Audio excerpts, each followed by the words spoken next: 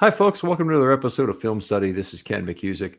We're here to continue our expectations series, looking at the 2023 Ravens' most significant players, their top 60 or so that at least have a chance to make the roster.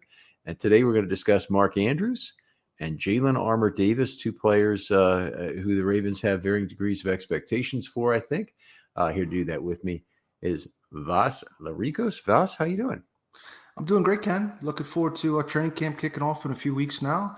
Appreciate you inviting me to collaborate on the series. I appreciate you coming on. Always great talking football with you, Vas.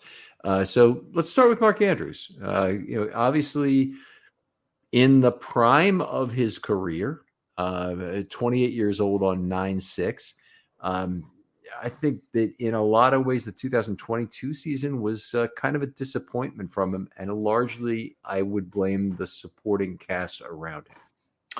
I completely agree. That was my top line as well. Around this time last offseason, there was a healthy debate in the Ravens flock of whether the Ravens were going to miss Hollywood Brown or not. And some made the case that Mark Andrews is their top receiver. Isaiah Likely can potentially split out wide. Rashad Bateman's coming on. Unfortunately, those folks that were concerned that Mark Andrews would start receiving too much attention were proven correct. His yards per target went down to 7.5 yards from 8.9 the previous year. So that's a pretty substantial reduction. His yards after the catch fell from 4.3 to 3.3. And 3.3 is considerably lower than those other top tier tight ends, Kelsey, Kittle, Goddard. Touchdowns went down, and so yeah, I think we did see that bear out, unfortunately. All right, you knocked out about half my bullet points there, but I'll work around that. That 7.5 yards per target's a career low. He's been on kind of a downward trend because his highest year was his rookie year.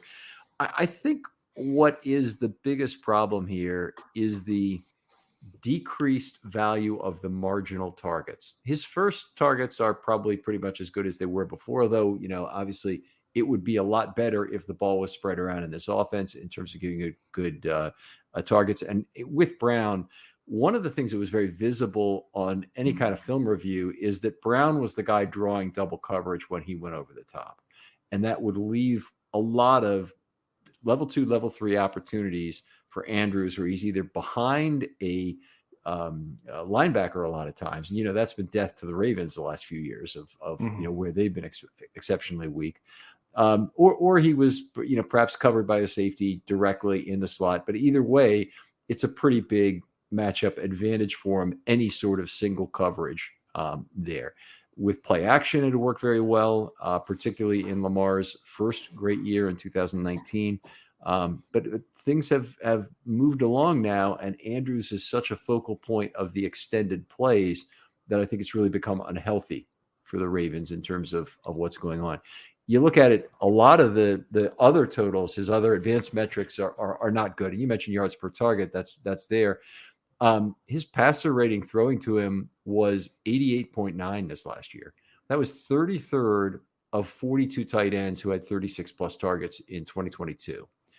There were 4 interceptions among those. That was the third most. The year before, there were 9 interceptions thrown to Mark Andrews. It's just ridiculous total.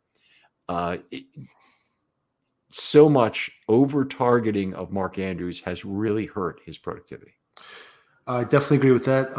I've been doing a little writing for Player Profile, which is a fantasy football site, and according to their metrics, he had the number 1 target share in the league last year. As well as number 1 route participation at 29%, while aligning 39% out of the slot.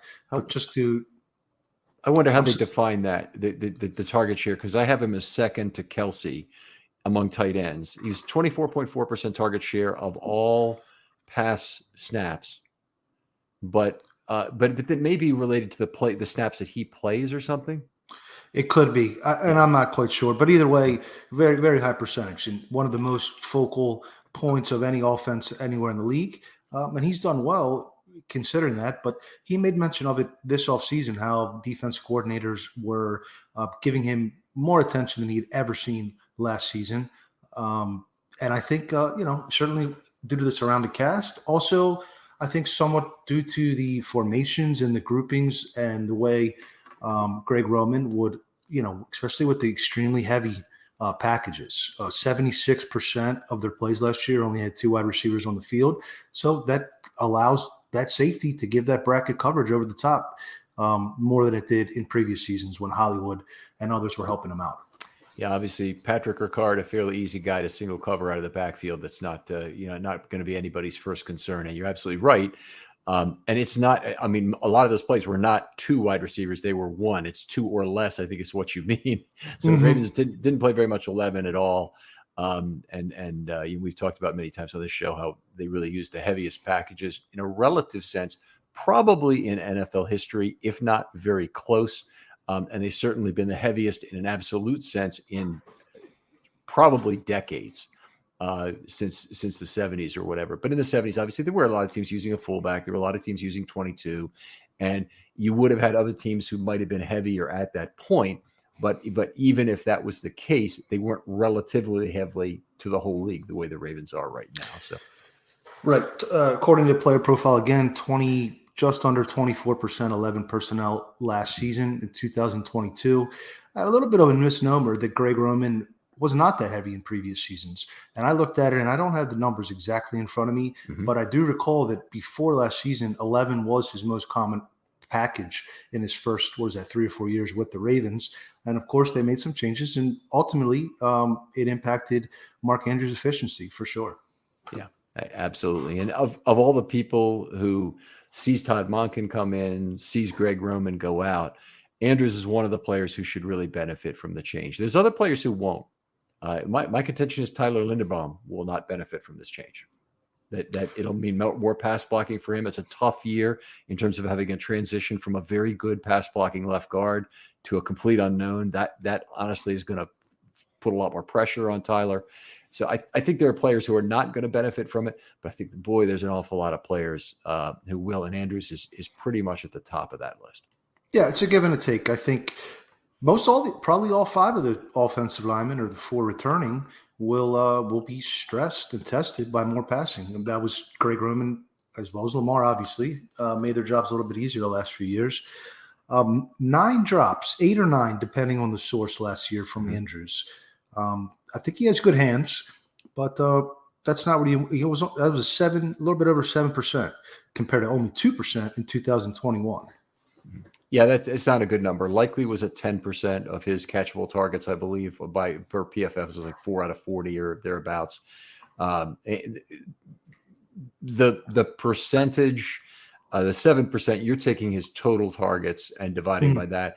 And sometimes it's catchable targets people want to use and get a different number. But either way, you're right. It's far too many drops for Andrews. He would have been close to the worst tight ends in the league at that kind of a number. I would think, once you strip out the uncatchables. One of the things that I want to go to some positive things about this before we return to what we're really hoping for in 23. One of the nice things about Andrews is how he's developed and morphed and proved to be much more versatile that I think we had originally projected it when he was drafted. He was really thought to be a pure flex tight end, really a wide receiver in a tight end, kind of faux tight end, but he's not that. He's really become one of the best tight ends in terms of run blocking in the entire league. Part of that is a large number of trials, I think, which is good. But he's been good as an inline blocker. He's very good at getting a level 2, maintaining his feet, and making a good block there. So he's not just any kind of one guy, and he can even line up in the backfield, even though that's not typically what the Ravens have him do anymore. More commonly, he did that in the earlier portion of the Roman era. Definitely agree. I think last year he took that final step to being probably an above average blocker from where he started, which was maybe a little bit below. And when you combined his receiving ability and offering that versatility, because you're right, when they were drafted, Hayden Hurst was seen as the well-rounded tight end, and Andrews was supposed to be the seam stretcher, essentially, which he did very well in his first year. But and I really do think he's the epitome of what you want out of a player as far as in the community, with the press, taking accountability and striving for and aiming higher and not being a diva or anything like that. Yeah, you don't hear anything from him about unhappiness about a scheme, even though he, clearly he was kind of struggling with it. And the time to talk about that is after the guy's gone, looking forward to Monk in. That's the time to have that discussion, because then it's a positive spin looking forward. You don't want to ever have that discussion when the guy's there. Some people understand that, some people don't. I think Hollywood Brown was kind of a little salty with the way he was used even before he got traded, when he was really very open about it. There have been other players who've been salty while they've still been on the Ravens about not getting a contract offer. We've kind of heard that from Matt Judon and some other players. But I think that Andrews, to your point, he certainly got paid. So there wasn't an opportunity for him to be really upset about what was going on. On the other hand,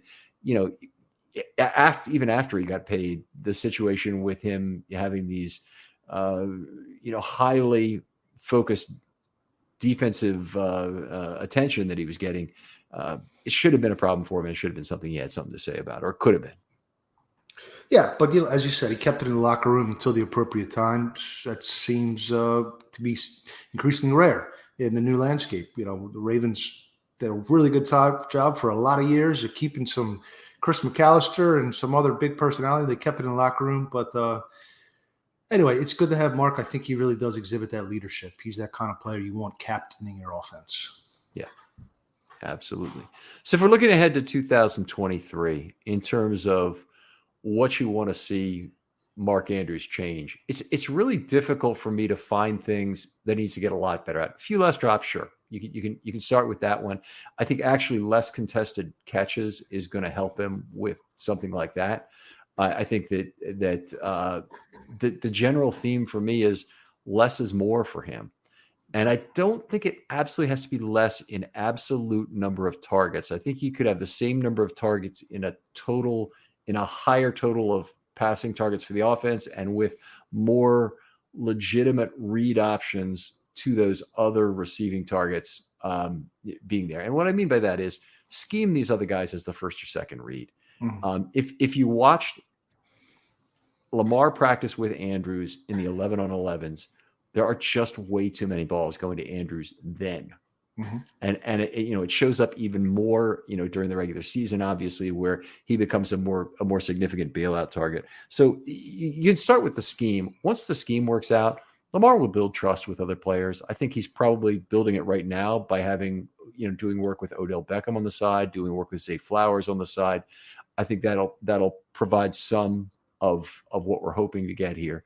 But he's got to have more potential targets as time runs out on the 3.5 seconds that he wants to hold the football, and also on the on just the first and second reads, some of them just being schemed away from Andrews. I think that'd be great. The Lamar and Mark are always going to have that chemistry between them. I really do hope that he, as far as the good scenario, continues to be Lamar's go-to target in high leverage situations, third downs, and in the red zone. And perhaps on not necessarily lesser targets, but a lesser target share, as you were alluding to. Yes. And I think if he can replicate the production on a lesser share, I think that'd be great. And perhaps even reduce his snaps just a touch. He was, I think he was closer to 85. Maybe you go to 80, and Charlie Kolar and Isaiah Likely can relieve the burden from him a little bit. Yeah, there certainly are other quality tight ends who need snaps. So a little bit more eyedropperizing of those snaps, I think, would be good this year, given how much all of them played. And Kolar was out for most of the season until he got activated, but how much Likely and he really were used last year, and Ricard.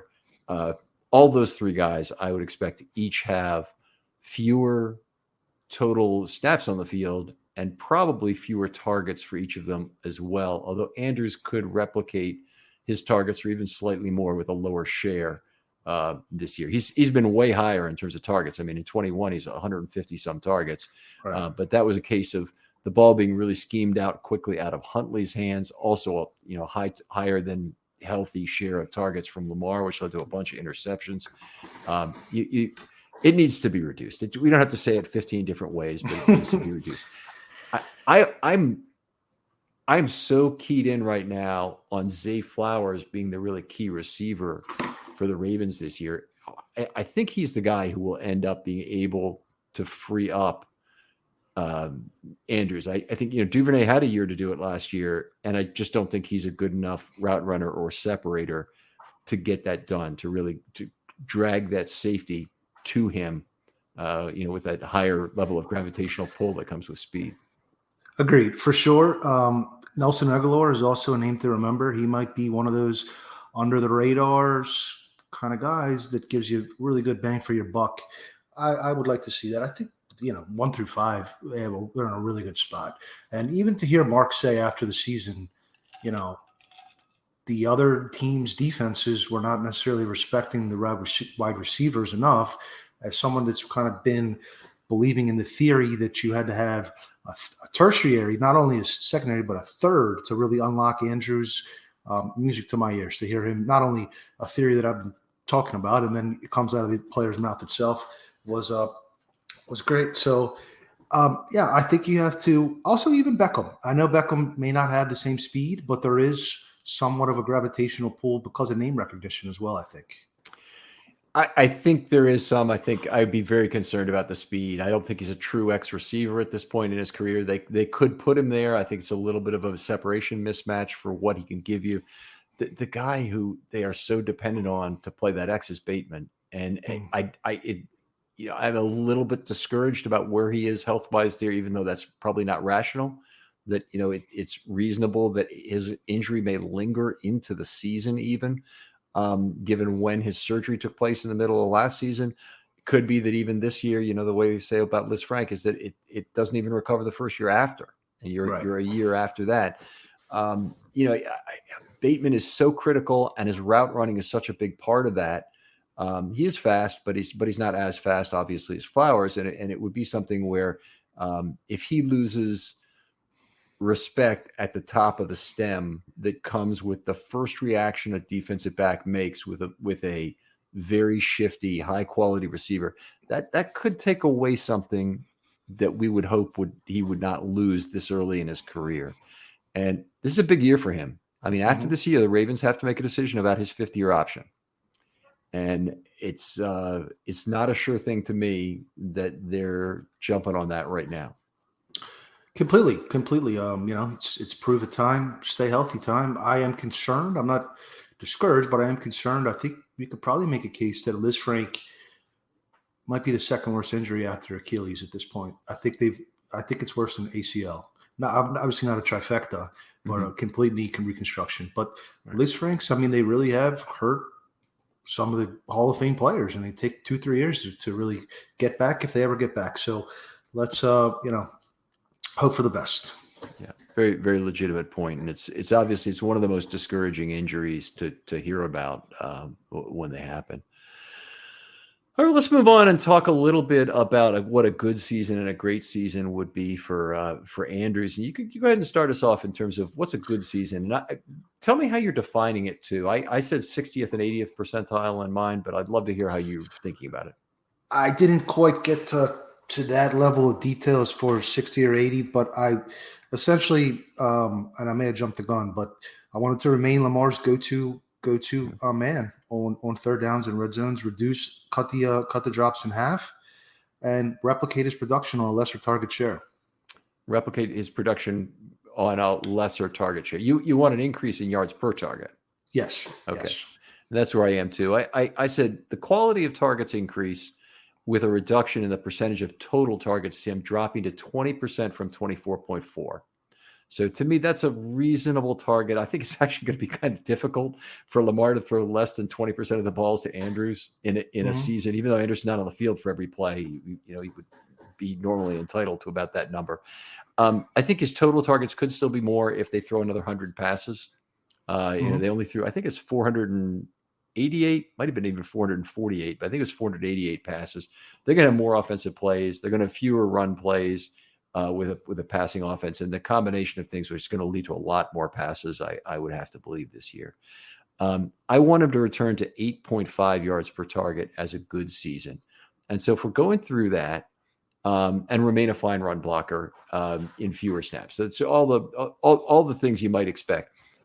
That's still going to leave him short of 1,000 yards. If he gets all of that, I think he'd be 850, 900 yards, 100, 110 targets maybe.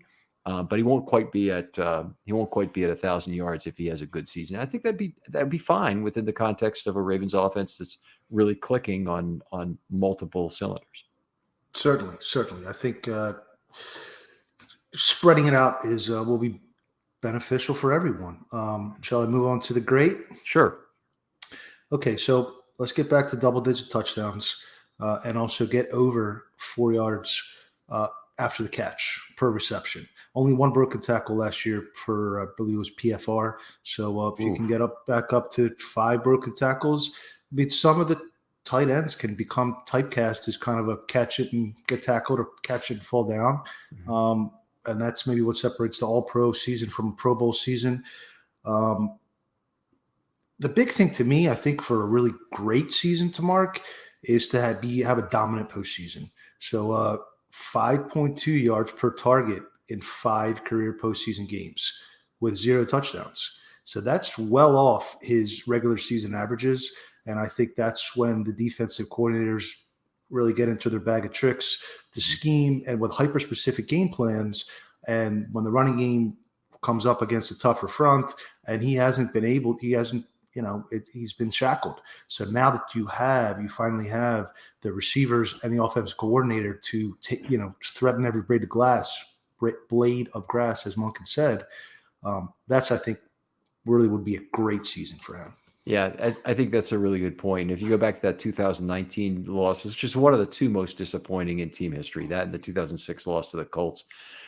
The loss after 2019, the wheels started to come off the cart immediately with a slight overthrow to Andrews that was picked off. And it's just the kind of thing that has plagued him this year in terms of having multiple attention from multiple defenders on the play. Having a loose bracket over Andrews makes that a very high pressure throw. There was wind involved, so I'm not saying it's all Lamar's fault or anything. It's just it was a bad set of circumstances to be going ahead and throwing that pass and taking a chance with the ball game. That I guess people didn't really believe that one interception was going to kill them against the Tennessee Titans. Damn it, the 2019 Ravens, but that was kind of the beginning of the end right at that point. With that one and Khalif Raymond. In Mark's defense, I do believe he had a shoulder ailment heading into that game, which may have contributed to his inability to kind of come down with that ball. Yeah. All right, I've got a slightly different twist on this because I'm going to say that Andrews' greatness in terms of the season is going to really be dependent on how the passing game as a whole works out. So I have Monken employs Flowers, Bateman, Duvernay, and Beckham as multiple alternatives and field spreading. That'll work for Andrews some, but it's going to hopefully work for the other guys as well to have Andrews still getting some focus on their targets. Mm-hmm. So more of a focus of Lamar finding the man matchups and trusting more players on the field. Andrews' contribution to that, I think, would be enormous. I think if other players regularly schemed as the first and second reads is an important component of that. We talked about that a little bit earlier. I think his per snap productivity needs to increase pretty dramatically. And the 2 categories I want to see a better passer rating. And I set the target at about 110. Kittle was 140 last year. Kelsey was over 100. I mean, 110 is not really that extreme a number for a tight end in this league. And I'd want his yards per target back over 9. That's a very healthy target. But again, this is an 80th percentile expectation. I think the chance of Andrews recovering to that kind of level with a better scheme and a more pass-friendly scheme, let's put it that way at least, should really help him. I'm not putting any specific needs on the run game. I do expect the quality of his run blocking to still continue, but to me, that would be a great season. Sure. Makes sense to me. I had 9 written down as well for my great. For your yards per target. Very good. Yes. Yep. All right. So let's move on and let's talk about our second player here, Jalen Armour-Davis. Entering year 2, his experience at cornerback, honestly, still very limited, a very limited amount of college play, mostly drafted for traits and measurables, I think I would have to say, rather than what he did on the field. And that's honestly was pretty damn frustrating in 2022. Yes, 4 game limited to 4 games for with a hip injury after playing 4 combined games as an underclassman and 11 as a junior, and he came out after his junior year. So that's less than 20 games total that he's had since he's in high school. The concerning thing is that he was limited as a junior year at Alabama with the hip injury. He was in and out of preseason last year with a hip injury. Mm-hmm. He was knocked out of the regular season with a hip injury, and now he's still not quite up to speed. So you're talking about 3 seasons, and I'm assuming it's the same hip. I'm not 100% positive, but that is a little concerning. Yeah, so he came back and was available for special teams in week 9, but I in terms of what happened to him, I saw it really more as a benching than as the injury driving his lack of playing time, because he had opportunities to come back and play. Or, I don't think even in the game against New England, it was necessarily the hip. He played terribly. I mean, he got pulled immediately after a 40-yard reception he gave up to Devontae Parker. It previously gave up a 31. That was in 9 plays. I think there was something about him being very badly out of position on those plays that was part of it. In the previous week against Miami, he gave up a 6-yard touchdown to Jalen Waddle. He also gave up a 33-yard play to Waddle. That's a tough assignment, but he caught 5 out of 6 balls for 69 yards, or I should say he gave up 5 out of 6 catches for 69 yards. And, for the year, I think it was 8 out of 9, 9 out of 10, whatever it was. I mean, 11 out of 12. 11 out of 12. Oh, that's terrible. and it was like almost 15 yards a target or something, or over 12 yards. 18.8. Damn it. Yeah, That was, it's hard to find numbers rougher than that. I'd love to get a receiver like that. Boy, it would really be something. Yeah. There are a few guys in college like Jamar Chase who were up over 14 yards, and there's big guys like that, but it's very rare that you ever see that kind of number. It's very hard to be that bad. Where does he fit this year for the 23 Ravens? Because I'm not even 100% sure he's guaranteed a roster spot. I think that's how bad his situation is right now. I would tend to agree with you. I think, especially being limited to position-only work at minicamp all that time later. I mean, if you came into this year and was healthy and rearing to go and ready to pick up some new techniques from Bernard Wilson, the new DB coach, I'd have more optimism there. Also, not to pile on the guy, but 3 missed tackles on very limited. It was a very tough statistical season, and I don't think 32% target rate on plays he was in the game. So, all the way from top to bottom, it was a tough rookie year. Now that one I had not heard. So that's like you throw to him. To put this in context, 33% more often than Mark Andrews gets the ball. You throw against Jalen Armour-Davis. Right. That's really bad. And the Miami game and Jalen Waddle's going to be a tough cover for anybody, former teammate. But he's got But Devontae Parker's a guy where his skill set should. I mean, DeMarcus Parker is one of the worst separators in the entire league, and a guy with the length and the linear speed should be able to. So, where does he fit? I don't know. I mean, I think he's really in obviously a multiplayer battle. I like his athletic profile more than Pepe, that's for sure. Yep. But Trayvon Mullen, Kai Blue Kelly, those are the guys where and whoever DaCosta may or may not add within the next month or two. I think that's really what it comes down to. I honestly, I can't see the Ravens going into the start of the season with this group of corners making up their 3 through 5 guys. And I'll separate Pepe from the group because he honestly does not directly compete with him because he's a pure slot corner. Mm-hmm. And that's part of the problem with Jalen Armour-Davis. There's no flexibility to move the slot. He's a pure outside corner. So they've got Yasin and Humphrey, and then they need to find their number 3 through number 5 guys for that outside corner role. I would presume they might take 1 slot guy additionally. They could even take 2, and then have Kyle Hamilton be the major backup there. So Pepe might make the team just based on that, or the team might do something incredibly crazy like move Humphrey back to the slot if they wanted to bring Marcus Peters back, say, and have an extra ball hawk. But the guys that make that 3 through 5 group, there's a scary group. It's Caillou Blue Kelly was terrible in college last year. And that's something I want to avoid talent evaluator arrogance and say, I like what I saw on the field. I like some things I saw on tape of him. His highlights certainly look good. His play on a game by game basis, if you look at a full game, it doesn't necessarily look terrible. The results are just awful. Over 8 yards per target. I mean, you just can't have that in a draftable wide receiver. Sorry, a cornerback, even though he might have had some matchup difficulties in that year. Yeah, it is. It's a tough situation to be in. I think a lot of folks have gotten excited about Kyle Hamilton's versatility, but nickel's base, and you essentially have 4 defensive backs combined with the pedigree of a starter, whether that be experience-wise or where they were drafted or whatever. And then you have a lot of backups. But who are you including? I think I know who you're including in that group, and who would be your 5th if you wanted to get a 5th starter there? Well, that's the issue. There isn't really someone that I feel. Could it be Geno? That's the question. Right. Could it be Geno, and could Brandon Stevens potentially? I think you can piece it together with who you have for week 1. But once you have an injury, you're in trouble. And we know, because Chuck Clark is taking away some depth. I mean, you're basically subtracting at every single level of defense, experience-wise at least. And that's a tough. So I would personally be in favor of bringing back Marcus Peters. I like the way he played, the physicality and the intensity that he brought to the field, as well as the ball hawking. And if that does mean that Marlon does have to play inside more, or maybe Rock Ya-Sin plays inside, they've both done it some, I'm okay with that. I know some think that I think we've talked about this before.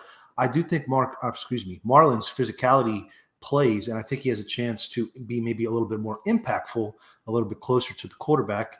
But you are losing. I mean, so I don't know. I think they need to add. Is really what I'm trying to say. Yeah, I'm completely in agreement that you add, but there's kind of 2 points about things you said that I want to make. The first is I really believe Humphrey's physicality plays better on the outside against the receiver. Now you can rush the quarterback with him and do other things, and you can even do that off tighter alignments. But I don't think you want to try and worry about the 2 or 3 sacks he might give you and give up on the other plays where you really need him to cut down on the total number of receptions and first downs that are being out. I think you need him on the outside.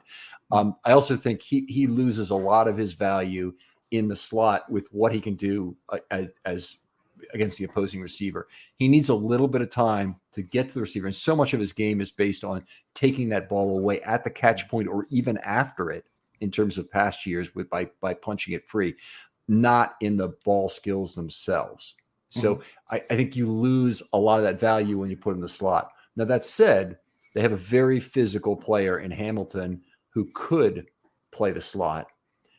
But this is the second point I want to make, is that the Baltimore Ravens would be foolish, and they would be letting the tail wag the dog if they don't have the first and most important decision about how they align their secondary be where can Kyle Hamilton be a superstar? He is the guy they have who might be a superstar if they can get him in the right place. Maybe that slot corner is his real chance to get, or maybe it's playing the back end and really increasing his ball hockey numbers, taking advantage of his ranginess, getting him making more plays as a second man, downhill, over top and loose bracket, whatever it might be. He's got so many skills. They need to figure out him more than you do anything else. And I would start by saying, no doubt in my mind, Geno Stone is a better player than Pepe Williams in terms of what he can give you on the field right now. But that still doesn't make it the right decision, because the first decision the Ravens need to make is, how do we get 100% of the value of Kyle Hamilton out of Kyle Hamilton? I definitely agree with your point as far as comparing Geno to Pepe. Your buddy Michael Crawford, I was listening to his podcast maybe about a month, maybe even longer ago. And I originally, entering this offseason, I was thinking Kyle plays best Hamilton is going to be on the back end. But after listening to him, and I believe it was the one he does with Denard, they made some really compelling points about why he may be better off as a nickel. And I'm kind of leaning that way. But at the end of the day, they're going to have to do what's best for the team, and they're just going to have to put the best players they can. That's how it goes, whether sometimes Marlon has to jump in the slot, Hamilton last year, and You just have to put your best five eventually. Well, I see. Last year, I don't think there's any doubt that they were getting the best five by putting Clark on the back end, Hamilton up front. I mean, I think all of it kind of made sense because Clark was a good player. Stone played outstanding in terms of his replacement for Marcus Williams. Way better than the Ravens could expect. Really held together the back end. And that was despite really being disadvantaged in terms of single high not being where he's going to play his best. He's a limited speed guy, does have good reactions, but definitely single high is not the ideal position for Geno Stone. I either want him at dime or I want him on the back end split. One of the two. And I in some ways, I'm not even sure if I would dislike Geno being moved to a slot corner role with Hamilton on the back end. I'm not sure that would be the worst situation. It'd be different. It would be, it'd be a big nickel look. It's certainly something you could try and use against 12 with a split tight end and maybe not pull out all the time and have some alternation of Pepe and him be the slot guy. I am with Crawford on this, and we had the discussion on this show as well, that I really believe the Ravens probably are better off with Hamilton in the slot, but the Ravens need to be sure of that decision because the most important moving piece here is Hamilton. If they allow the minutia of, and it's really not minutia. I think Stone is a significantly better player than Pepe, but if they allow a relatively small decision on relative talent to drive a potentially large decision about star potential, be a big mistake. Right. That's, your highest draft pick since Ronnie Stanley. He is the queen of the chessboard of the defense, and you want to make him into that Derwin James playmaker. So, definitely agree with that. All right. Let's see. We're back to Jalen Armour-Davis here, talking about this group in terms of he's got to get through. Kyu Blue Kelly, Trayvon Mullins. I think Brandon Stevens, honestly, they're talking about moving him back to safety, and I know the team is a little bit thin everywhere in the secondary, but based on how he played at the end of last year, some of the reduced grabbiness, he's one of the guys I would try to keep on the outside. I think not only would it be good for him because he's more of a size and shape fit, I think, for outside corner, certainly than slot, but maybe even than safety, where he might be just not quite ideal to play that position. You wouldn't be taking advantage of everything he brings to the field.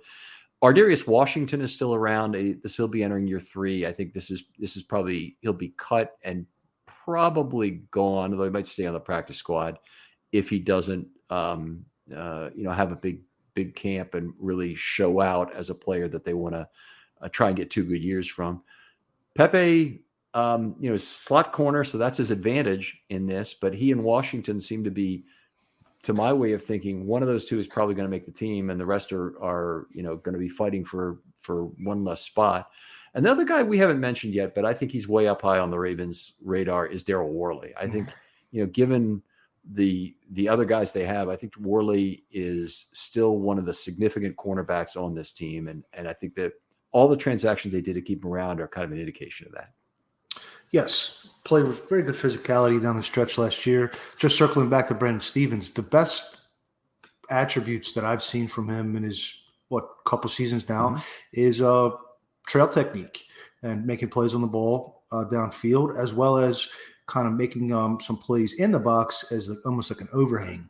But I agree with you. If you can keep him, I would prefer him on the boundary.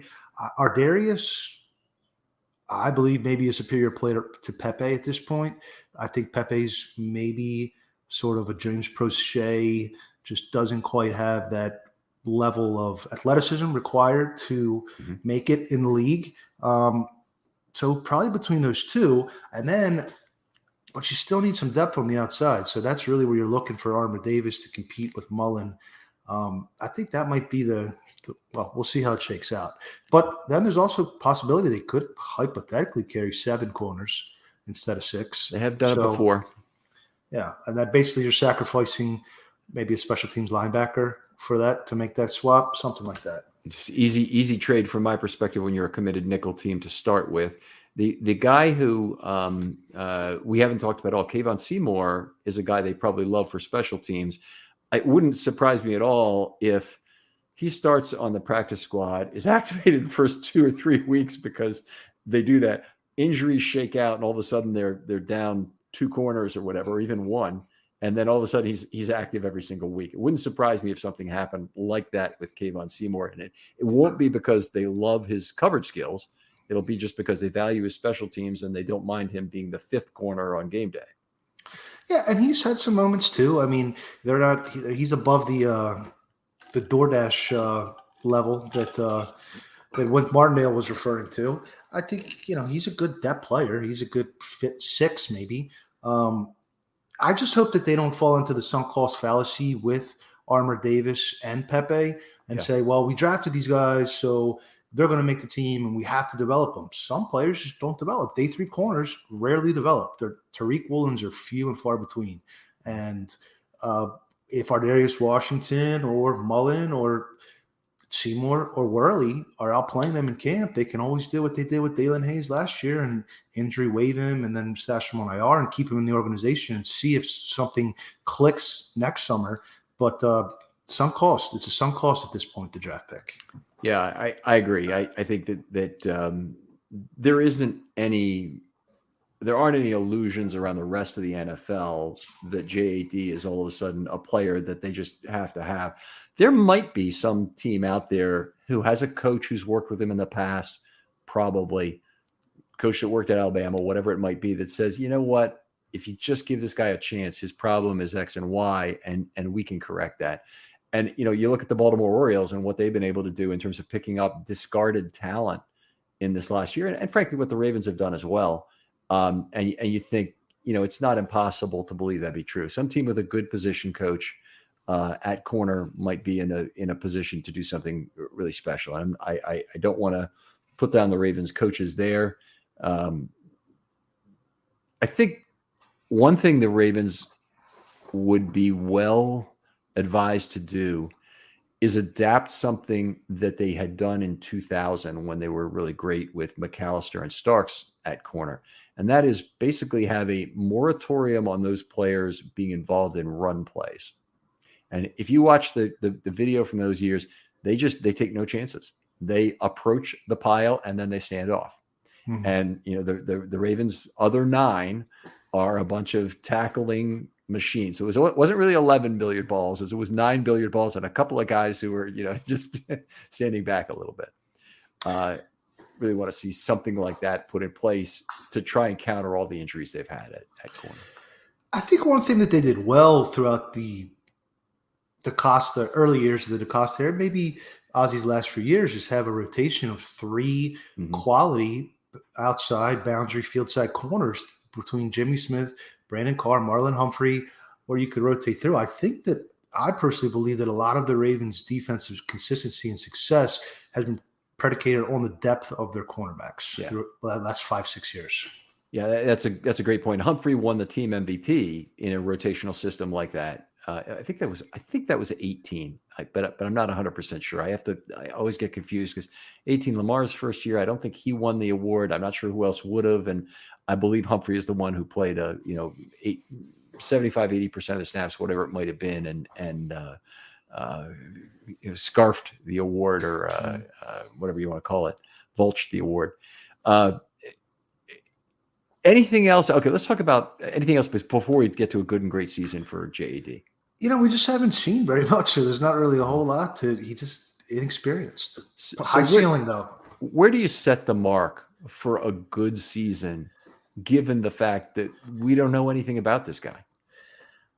I really think, where does he fall in the pecking order? So to me, a good season is he secures his roster spot as the 5th or 6th cornerback in looking ahead to the 2024 season. So he outplays Caillou Blue and potentially Mullen and dresses for 12 games and carves out a little bit of a role on special teams. I know stay healthy is the goal for everybody, but for a player that's only played less than 20 games since high school, that's definitely the goal for him. Okay. I have almost exactly the same thing, so I'm just going to read it, but almost exactly. Turns a corner in terms of development in camp and earns a roster spot. Active for special teams and plays some snaps as the team's number 4 or number 5 outside corner, which probably would be exactly the team's number 6 overall corner. Mm-hmm. Ravens still consider him in the plans for 2024, but he's not a lock to stick then. He's just, as a good season would be, he's a consideration for 2024. Mm-hmm. Yeah, reasonable, very reasonable. Move on to great. Let's hear it.